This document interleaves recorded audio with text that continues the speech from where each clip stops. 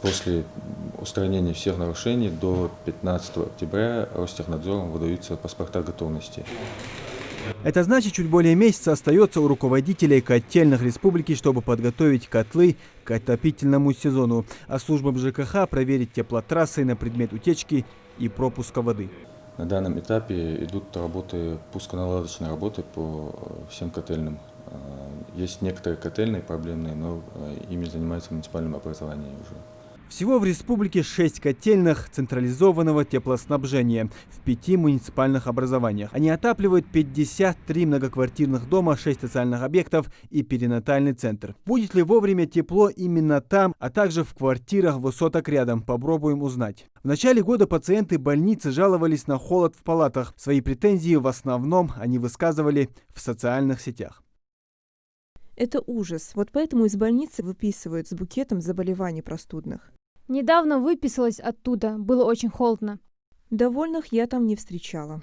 В администрации города Назрани, на балансе которого стоит перинатальный центр, утверждают, что отсутствие тепла носило временный характер. И связано это напрямую с подачей воды. Поскольку объект первой особой категории, согласно техническим условиям, но резервного источника воды здесь нету, но администрация эту проблему решает путем подвоза воды. Тепло в многоквартирные дома, а также перинатальный центр поступает из одной котельной. Для этого здесь установили 4 котла. Один 8 мегаватт, второй 6 мегаватт и еще 2 по 5 мегаватт. Однако для того, чтобы обогреть все 3 объекта, хватает и одного, самого маленького.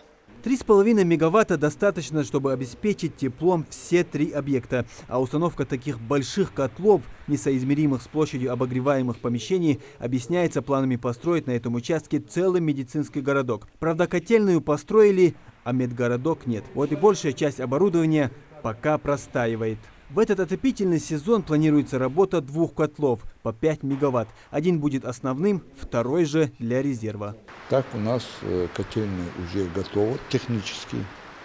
Осталась только некая документальная часть.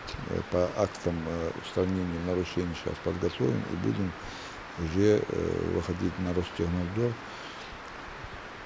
на получение паспорта ОЗП.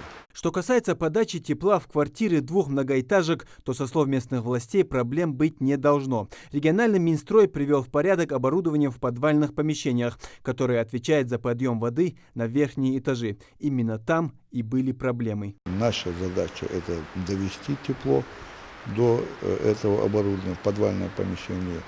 А далее уже дом будет сам разносить это тепло. Все ли так идеально, мы решили узнать у самих жильцов многоквартирных домов. Но поговорить ни с одним из них так и не удалось. Нам просто не открыли дверь.